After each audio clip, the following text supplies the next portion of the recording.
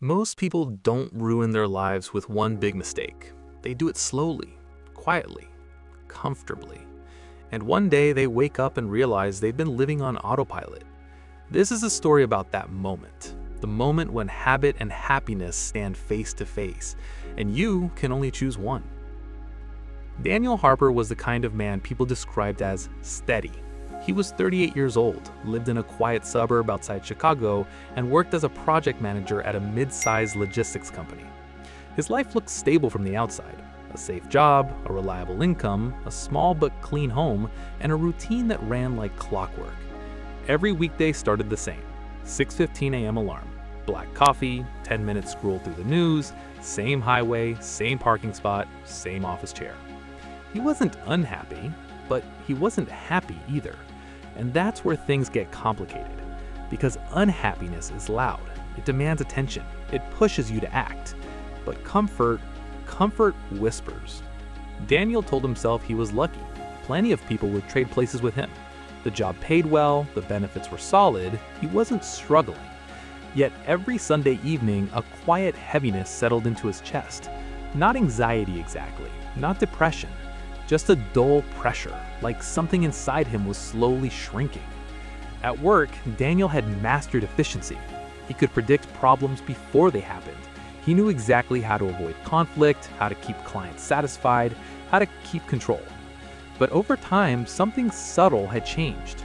He stopped offering new ideas, stopped volunteering for creative projects, stopped questioning whether this was what he wanted. Psychologists call it habitual adaptation. The brain loves familiarity. It reduces risk, lowers stress, conserves energy. Over time, what once felt temporary becomes permanent, not because we chose it, but because we stopped questioning it. Daniel wasn't building a life. He was maintaining one. There's a difference. At night, he sometimes found himself sitting in silence after turning off the TV. No music, no phone, just the quiet hum of the refrigerator in the kitchen. And in that silence, a thought would surface. Is this it? He always pushed it away. Tomorrow was Monday. The drift didn't happen all at once. 5 years ago, Daniel loved photography, not professionally, just as a quiet passion. He used to wake up before sunrise on Saturdays and drive to Lake Michigan to catch the light hitting the water. He once dreamed about opening a small creative studio. Nothing huge, just something meaningful. But dreams require uncertainty, and uncertainty made him uncomfortable. So when his company offered him a promotion, more money, more responsibility, he said yes. He told himself it was temporary, just a few years to save more money, to be practical, responsible. 1 year turned into 3. 3 turned into 5. He bought better furniture, upgraded his car, increased his retirement contributions. On paper, he was progressing. Inside, he felt stalled. His friends started noticing subtle changes. "You don't seem excited about anything lately," one of them said casually during a weekend barbecue. Daniel laughed it off. "I'm just tired." But tired wasn't the right word. He wasn't exhausted, he was disengaged. And disengagement is dangerous because it feels safe. You show up, you perform, you collect your paycheck. And slowly you disconnect from the part of yourself that once felt alive. Human beings are creatures of habit. Habits reduce mental load. They make life predictable, and predictability feels like safety. But here's the hidden cost. The more comfortable the habit, the harder it becomes to question it. Daniel's identity had quietly fused with his routine. He wasn't just a man who worked at a logistics company. He was the reliable one, the steady one, the practical one. When you build your identity around safety, change feels like betrayal, even to yourself. Every time Daniel considered doing something different, taking a sabbatical, switching departments, even cutting back hours, a voice inside him said, "That's irresponsible. You're too old to start over. You'll regret losing stability." That voice wasn't logical, it was protective. Our brains are wired to avoid loss more strongly than to pursue happiness. It's called loss aversion. The fear of losing what we have often outweighs the desire to gain something better. Daniel wasn't afraid of failure. He was afraid of instability. And so, he stayed. The turning point came on an ordinary Tuesday. There was no dramatic event, no crisis, no breakdown. Just a meeting. Daniel sat at the conference table listening to a younger colleague present a new initiative, a creative restructuring plan that would streamline processes and allow for more innovative approaches. It was bold, risky, and surprisingly good. Daniel felt something unexpected: envy. Not jealousy of the colleague, jealousy of the courage. After the meeting, his manager pulled him aside. "You've been solid for years," she said, "but I've noticed you've stopped pushing for growth. Everything okay?" It wasn't an accusation. It was simple observation. That night, Daniel didn't turn on the TV. He sat in silence longer than usual, and instead of pushing the thought away, he let it stay. What if I'm not tired? What if I'm just afraid? That question unsettled him, because fear could be confronted, but comfort felt justified. He opened an old drawer in his bedroom and found his camera. Dust covered the lens. He held it for a long time. He remembered the early mornings by the lake, the cold air, the excitement of capturing something fleeting. He realized something quietly powerful. He hadn't chosen his current life. He had simply continued it. There's a difference between choosing and continuing. Continuing requires no courage. Choosing does. That night, Daniel made a decision. Not to quit his job immediately, not to make a dramatic announcement, but to test himself. He applied for an internal creative development role the company had recently posted. It was lower pay, less security, more experimental. It meant stepping out of the identity he'd built. His finger hovered over the submit application button for nearly a minute. His heart beat faster. This wasn't about the job. It was about whether he would keep living by habit or start choosing intentionally. He clicked. The consequences came quickly.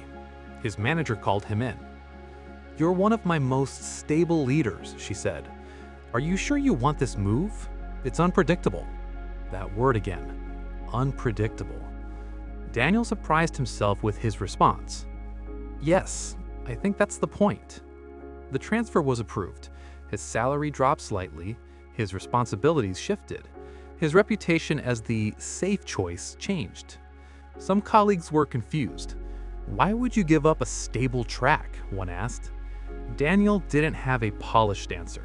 He just knew he felt awake again. The first few weeks were uncomfortable. He felt inexperienced. Doubt surfaced daily. But something else surfaced too: energy. He began contributing ideas again, taking creative risks, asking questions instead of defaulting to routine. He started waking up before his alarm, not because he had to, but because he wanted to. Outside of work, he picked up his camera again.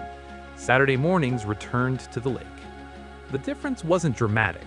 His life didn't become glamorous. He didn't become famous. He didn't suddenly feel constant joy. But the heaviness lifted. Because he was no longer drifting, he was choosing. Happiness, Daniel realized, isn't always about pleasure. It's about alignment. Alignment between who you are and how you live. When habit and identity no longer match your deeper values, you feel friction. Most people interpret that friction as stress, but often it's misalignment. Daniel had confused stability with fulfillment. He thought reducing risk would increase peace. Instead, it reduced meaning. By stepping into uncertainty, he didn't eliminate fear. He redefined it. Instead of fearing instability, he began fearing stagnation. And that changed everything. This story isn't about quitting your job.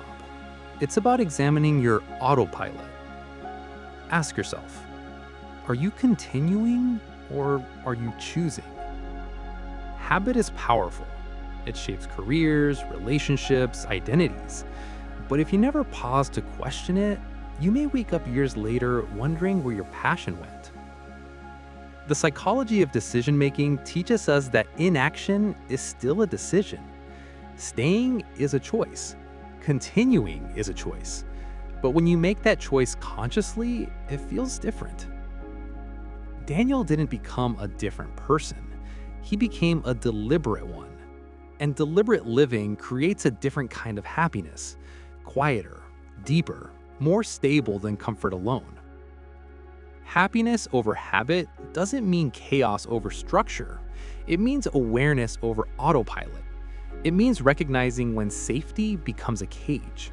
It means understanding that growth requires discomfort, and that discomfort isn't danger, it's expansion.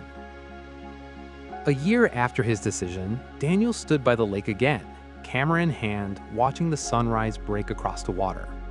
The sky shifted from gray to gold. For the first time in years, he didn't feel behind. He didn't feel stuck. He didn't feel like life was passing him by. He felt present. Not because everything was perfect, but because he had chosen it. And maybe that's the quiet truth most people miss. The biggest turning points in life don't always look dramatic. Sometimes they look like a single click of a button, a small decision, a moment of honesty. So here's the question. Are you living the life you chose, or the life you never stopped continuing? And if you paused long enough to listen, what might your silence be trying to tell you?